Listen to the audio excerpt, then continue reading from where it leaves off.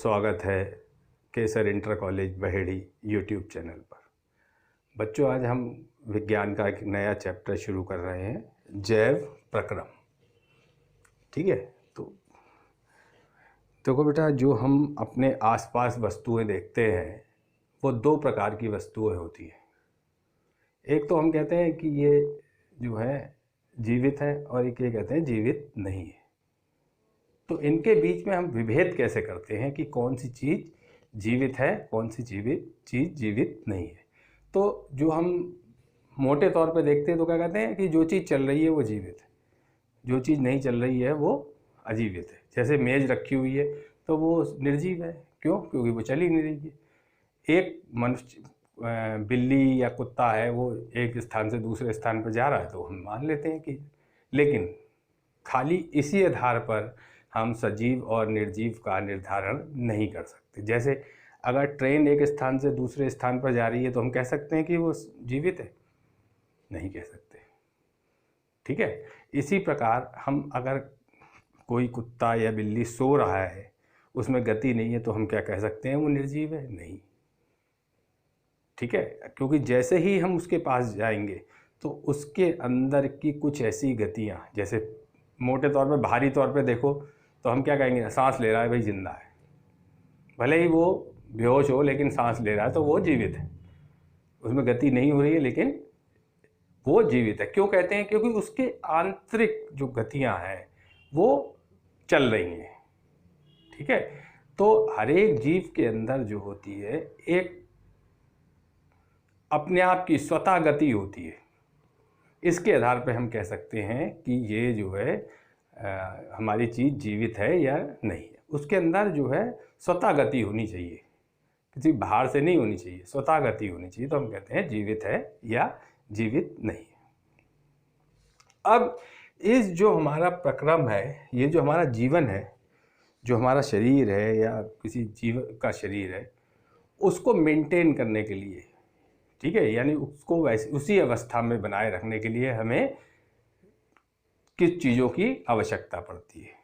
ठीक है, तो जीवधारियों द्वारा प्रतिपादित वे क्रियाएं जो अपने जीवन के अक्षुण्ण मेंटेनेंस के लिए आवश्यक होती हैं, जैव प्रक्रम कहलाती हैं। यानी कि ये हमारा जो पूरा प्रोसेस है कि हमारे शरीर को ऐसे ही बनाए रखा जाए, ठीक है, इसके लिए हमें जिन जिन चीज़ों की आवश्यकता होती है उस प्रक्रिया को हम क्या कहते हैं? जैव प्रक्रम। यानी कि जीवधारियों द्वारा प्रतिपादित वे क्रियाएं जो उनके जीवन के अनुरक्षण के लिए आवश्यक है, जैव प्रक्रम कहलाती है। जो हमारा शरीर है उसके लिए निरंतर कुछ चीज़ों की आवश्यकता होती है जिससे वो बना रहे। ठीक है, तो उसको हम क्या कहते हैं? उसको जो हम अपना मेंटेन रखने के लिए जिन क्रियाओं को करते हैं वो हमारा कहलाता है जैव प्रक्रम। अब वो प्रक्रम क्या क्या है? जैव प्रक्रम में पहला है पोषण, दूसरा है श्वसन। पोषण का मतलब हुआ कि खाना, हमें जो चीज़ों की आवश्यकता है उनको हम किस तरह से लेते हैं, श्वसन। तीसरा है परिवहन, चौथा है उत्सर्जन। यानी कि जैव प्रक्रम में ये चार चीज़ें आती हैं: पोषण, श्वसन, परिवहन और उत्सर्जन। अब पहला हम लेते हैं पोषण। ठीक है, देखो बेटा, हम सब क्या करते हैं? खाना खाते हैं। क्यों खाते हैं? क्योंकि हमारे शरीर के लिए कार्बोहाइड्रेट्स, मिनरल्स, विटामिन्स, ये सारी चीज़ें चाहिए। क्यों? क्योंकि जो हमारी मांसपेशियां हैं, हमारी इंद्रियां हैं, उनको सबको कुछ ना कुछ ऊर्जा की आवश्यकता है। श्वसन है हमारा, श्वसन के माध्यम से हम क्या करते हैं? ऑक्सीजन जो है वो लेते हैं और कार्बन डाइऑक्साइड बाहर निकालते हैं। ठीक है, वो भी हमारे लिए आवश्यक है। ठीक है, तो उन जो हमारा आवश्यकता है, कार्बोहाइड्रेट, मिनरल्स, विटामिन्स, फैट्स, तो इनको हम कहाँ से लें? ठीक है, वो हमारा क्या कहलाता है? पोषण। भोजन ग्रहण करना, पचे भोजन का अवशोषण, यानी कि जो भोजन हमने लिया अब उसका पचना भी जरूरी है, तो पाचन, और उसके बाद उसका अवशोषण, जो हमारी आते हैं वो सोखती हैं, एवं शरीर द्वारा अनुरक्षण के लिए उसका उपयोग पोषण कहलाता है। यानी कि पोषण क्या हुआ, भोजन ग्रहण करना, पचे भोजन का अवशोषण, जो हम भोजन ग्रहण करें वो अवशोषित हो जाए, एवं शरीर द्वारा अनुरक्षण के लिए उनका उपयोग पोषण कहलाता है। अब पोषण कितने प्रकार का होता है, दो। पोषण के आधार पर हम जीवों को दो भागों में बांट सकते हैं, यानी न्यूट्रिशन के आधार पे दो भागों में बांट सकते हैं, एक स्वयंपोषी पोषण और एक विषम पोषी पोषण। देखो, वे जीव जो सरल अकार्बनिक पदार्थों जैसे कार्बन डाइऑक्साइड तथा पानी तथा बाह्य ऊर्जा स्रोत की सहायता से अपना भोजन स्वयं बना लेते हैं, स्वयंपोषी कहलाते हैं। स्वयंपोषी यानी कि अपना पोषण स्वयं कर ले, वो क्या कहलाएंगे, स्वयंपोषी।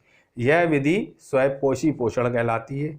हरे पौधे, जैसे उदाहरण क्या है, हरे पौधे। देखो बेटा, स्वयंपोषी यानी कि हम अपना पोषण अपने आप कर लें, हमें बाहर की आवश्यकता ना पड़े, वो कहलाएगी स्वयंपोषी, जैसे हरे पौधे।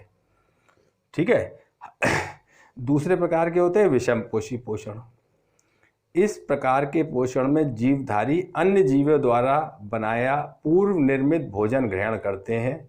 ये जीव स्वयं भोजन निर्माण करने में सक्षम नहीं होते, विषमपोषी या परपोषी कहलाते हैं, तथा यह पोषण विषम पोषण कहलाता है, जैसे मानव तथा अन्य जीव। देखो, अगर हरे पौधे देखें तो उनको कोई बनाने की ज़रूरत नहीं, वो अपने आप बना लेते हैं। ठीक है। और लेकिन जो आदमी होता है उसको क्या होता है, खाना बनाने की ज़रूरत पड़ती है, वो दूसरे उस पर निर्भर करता है, उसको हम कहते हैं, क्या कहलाते हैं, विषमपोषी। ठीक है।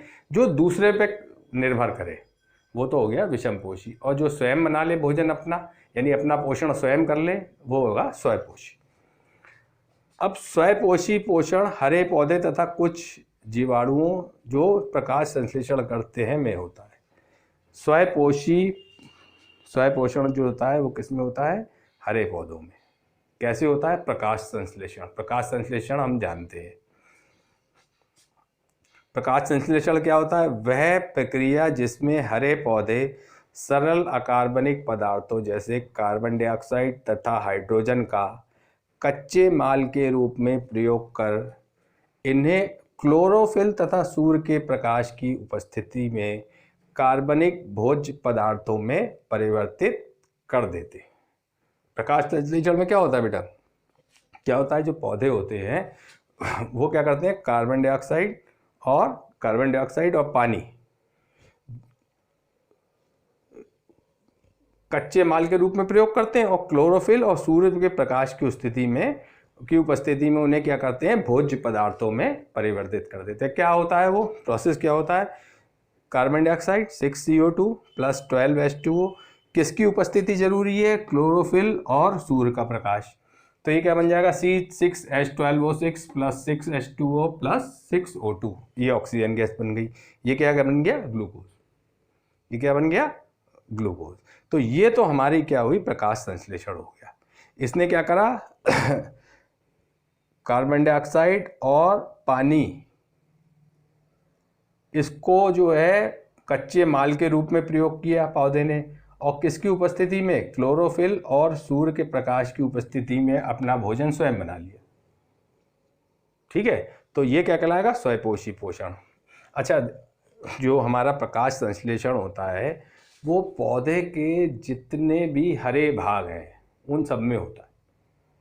ठीक है। क्यों, क्योंकि उसमें क्लोरोफिल एक आवश्यक जो है तत्व है, इसलिए हमने ये जो कहता है जितने भी हरे उसके पार्ट होते हैं उनमें सब में जो है वो प्रकाश संश्लेषण होता है। ठीक है। तो ये तो हो गया हमारा प्रकाश संश्लेषण। अगर ये प्रश्न आ जाए कि प्रकाश संश्लेषण में कच्चे माल कौन कौन से कच्चे माल प्रयुक्त होते हैं, तो क्या होता है, कार्बन डाइऑक्साइड, पानी, क्लोरोफिल और सूर्य का प्रकाश। ये 4 चीज़ें होती हैं जिसमें जो प्रकाश संश्लेषण में कच्चे माल के रूप में प्रयुक्त होती है। अब इसमें प्रकाश संश्लेषण में कौन कौन सी घटनाएं होती हैं। क्लोरोफिल द्वारा क्या करा जाता है, पहले प्रकाश ऊर्जा को अवशोषित किया जाता है। प्रकाश जो आता है सूर्य प्रकाश, उसको क्या करेंगे, प्रकाश ऊर्जा को अवशोषित कौन करता है, क्लोरोफिल।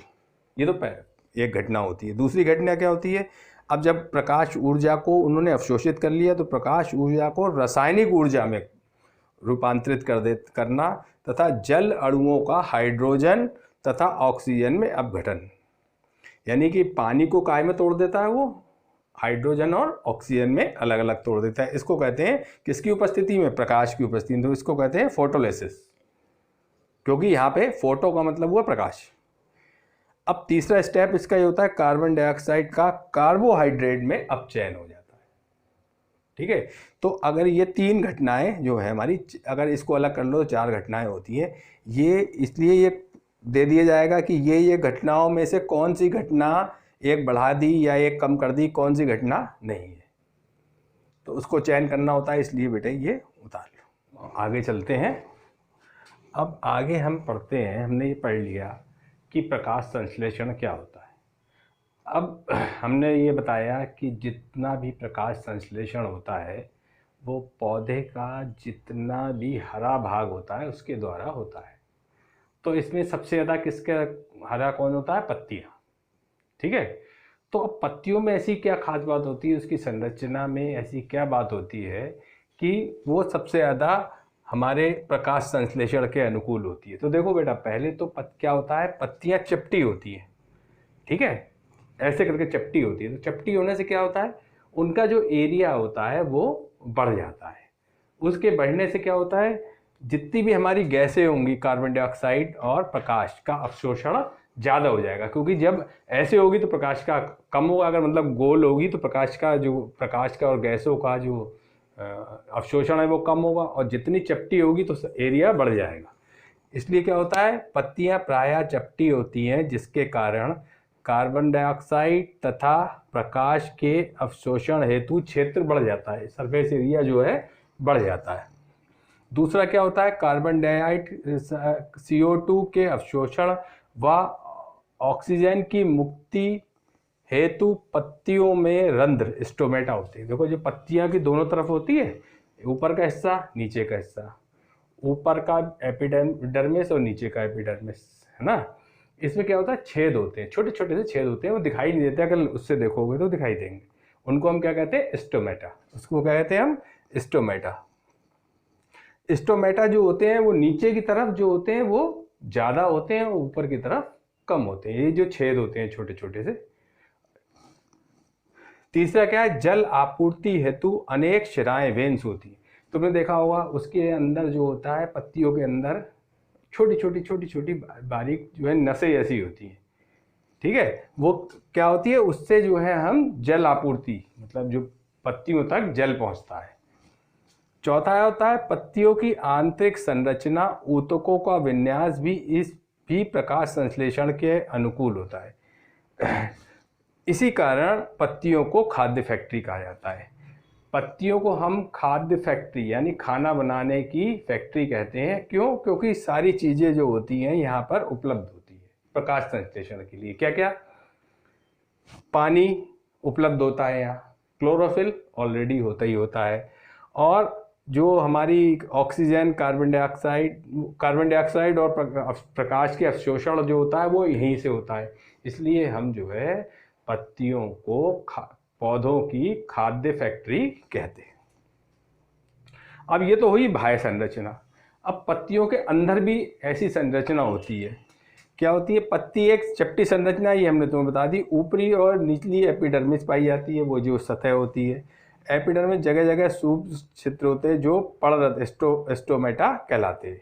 निचली एपिडर्मिस पर रंध्रों की संख्या अधिक होती है। पौधों के प्रकाश संश्लेषण न करने पर ये रंध्र बंद रहते हैं। जब फोटोसिंथेसिस नहीं हो रही है तो ये जो है बेटा सेम के आकार की होती है। ठीक है, उसके बीच में छोटा सा छेद होता है। वो जब प्रकाश संश्लेषण नहीं होता है तो क्या होता है, वो बंद रहता है। पत्ती में जल की आपूर्ति सुनिश्चित करने हेतु शिराओं के रूप में संवहन ऊतक पाए जाते हैं। जाइलम का क्या काम होता है, ये वाली चीज इंपॉर्टेंट है। पत्तियों तक जल को पत्तियों तक कौन पहुंचाता है? जाइलम जल को पत्तियों तक पहुंचाती है। जबकि फ्लोएम का क्या काम है? ये जो हमारा फ्लोएम होता है वो क्या करता है, खाद्य पदार्थों को पूरे अन्य भागों तक ले जाता है। तो ये प्रश्न पूछ लिया जाता है कि जल का संवहन कौन करता है, जाइलम, और खाद्य पदार्थों को कौन करता है, फ्लोएम। ये प्रश्न पूछ लिया जाता है, इसलिए बेटा इंपॉर्टेंट है। अब अगला हमारा टॉपिक है विषमपोषी। उसमें समपोषी हमने पढ़ लिया, अब आओ विषमपोषी। विषमपोषी में 3 पार्ट होते हैं, प्राणी संपोषण, मृतजीवी संपोषण और परजीवी संपोषण।